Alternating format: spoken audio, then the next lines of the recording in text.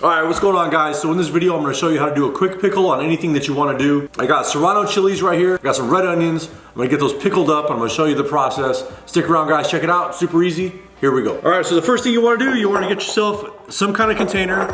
I got a mason jar right there that contains, or it holds 4 cups of liquid. So the easiest thing to remember is just equal parts water to vinegar. So 2 cups and 2 cups of each of those.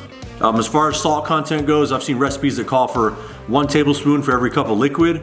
For me personally, that's a little bit too much, I feel like, so I'm gonna do 3 tablespoons of salt for this whole container.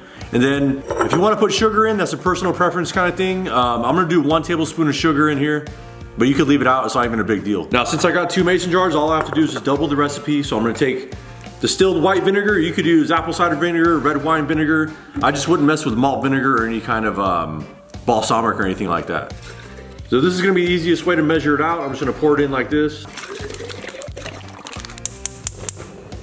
Just gonna get that into a pot. Let that come up to a boil. So 6 tablespoons of salt will be a 1/4 cup plus 2 more. A couple tablespoons of sugar. Also, at this point, you can add any pickling spices you want. I got coriander seeds and some mustard seeds I'm gonna throw in here. Add some peppercorns, regular black peppercorns. I'm just eyeballing this. Some coriander and some mustard seed, a little peppercorn. So as far as the veggie you want to use, the pickle, you could use pretty much whatever you want. The most common ones are, obviously, is red onion and some pickled cucumbers. But I got a bunch of serranos right here. You could use sweet peppers, mushrooms, carrots, you know, basically anything you want, anything you like.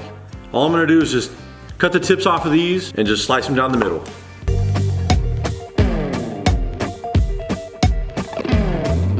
Stuff everything in there.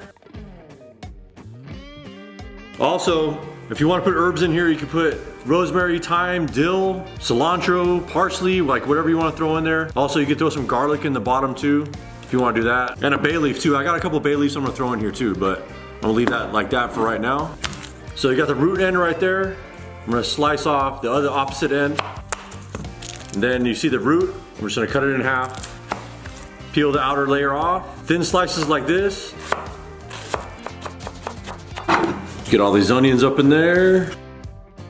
Then obviously whatever you don't use, save off to the side. Then all you gotta do is take that hot brine, pour it over the top, be careful.